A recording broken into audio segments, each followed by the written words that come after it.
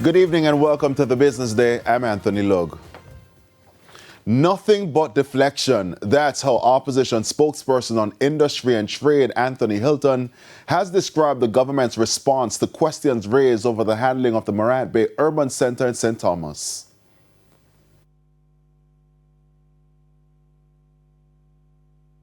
The government has finally responded to my concerns about the Morant Bay Urban Center. But their statement is nothing more than smokescreen and deflection that raises more questions than it answers.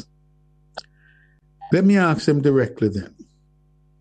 When exactly did the Factories Corporation of Jamaica, a statutory body owned by the people of Jamaica, become a private entity?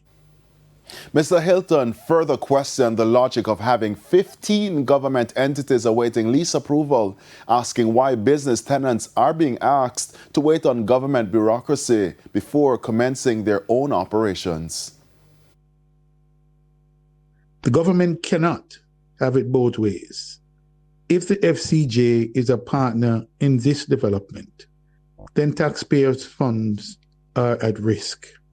If this project is a success, then why are investors being asked to wait on government bureaucracy? The people of St. Thomas want to know when they can trade, when they can earn, and when this facility will finally deliver on its promise. The government owes them straight answers, not more spin and deflection. To News Out West now, the government says some small business operators who were severely impacted by Hurricane Melissa are set to receive support in the coming weeks. That's according to State Minister in the Ministry of Industry, Investment and Commerce, Delano Seavright.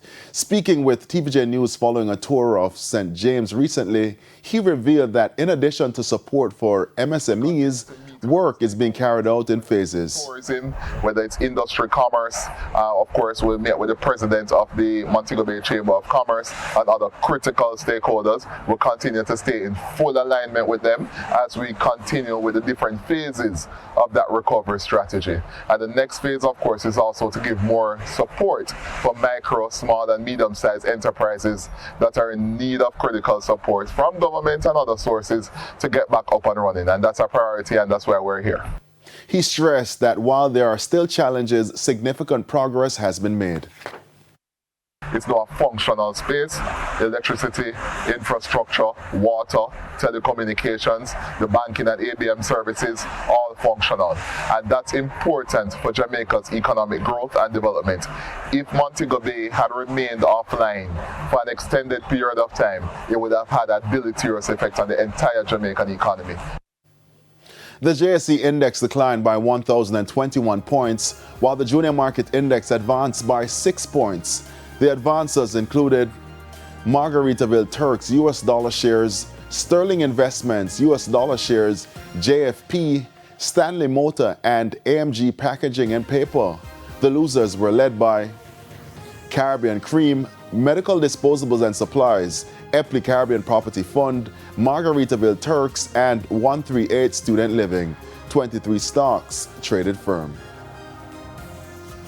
And foreign exchange trading ended with banks and Cambio selling the US dollar for an average $156.93. The Canadian dollar is being sold for $115.47. The pound is going for $210.98, while the euro is selling for an average $184.91. And that's the Business Day. I'm Anthony Lugg. News from overseas after the break.